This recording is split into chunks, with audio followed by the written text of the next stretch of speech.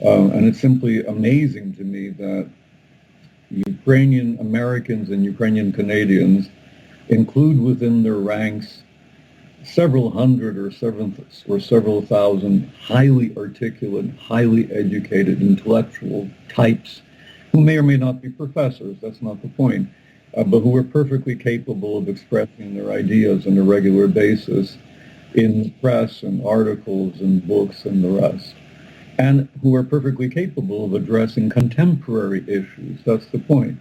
There are hundreds, if not thousands, of people who are fluent in English and can do it. And yet, Taras is absolutely right. I mean, it may not be 3, it's probably 4, maybe 5, once in a while someone contributes, but it should be several hundred. And if not several hundred, then at least 50 or 60. And instead, we've got a handful. As to why that's the case, partly it's a problem with academics. And after all, many of the people who do take positions on these kinds of issues, they do tend to be academics. There are far too few political scientists who study contemporary politics within the Ukrainian American, Ukrainian Canadian field. Lots of people do culture, literature, language, which is terrific. It's just that they're generally not going to be writing about Yanukovych or Putin or war. So there is a dearth of political scientists. And Kuzio has mentioned this on many occasions. This has been one of his main points, that political science or politics more generally has been neglected by Ukrainian academics. There is also a reluctance and or inability to write in a manner that is comprehensible to the average educated individual. That's more a problem of academics in general. They have difficulty expressing themselves without using jargon. They have difficulty expressing themselves in 900 words, which is what you need to do if you're going to write an op-ed piece, perhaps even 600. They prefer 600 pages as opposed to 600 words. That too is a failing. Of course, that's true of Americans, Canadians, and not just Ukrainian Americans and Ukrainian Canadians. So that too is a problem. I think finally there's also just something in the nature of a fear on the part of academics, here I mean Ukrainian academics in the West, to touch on controversial issues. And by definition, if you're writing about Ukraine, you will be touching on controversial issues. There's just no way avoiding it.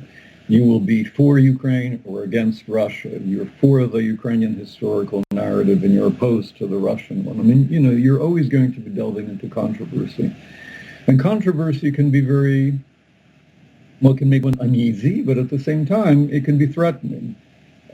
People are afraid about getting access to archives, perhaps. They're afraid that they might be put on a blacklist, for instance. Now, in my case, it's the Ukrainian community. It doesn't really matter. No one's going to stop greeting me when I visit my friends in Toronto. It's just that for many people, these sorts of things are terribly important because they might be involved in fundraising or in grant applications, things of that sort. So they prefer that.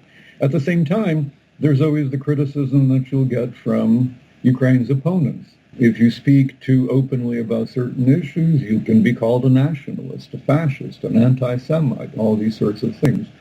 And, for someone at my stage of my career, I'm not worried about that. It doesn't matter. It's just water off the back of a duck. For someone who's 30, 40 or something like that, this might be a concern because they're interested in promoting careers.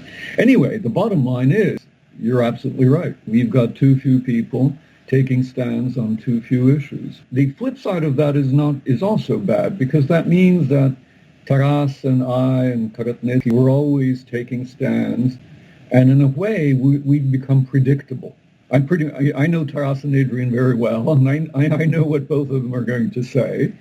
And they probably know what I'm going to say. And people who read us will pretty much be able to predict what we're going to say. And we need more interesting, grounded, and somewhat more unpredictable analyses. But that means bringing in new people.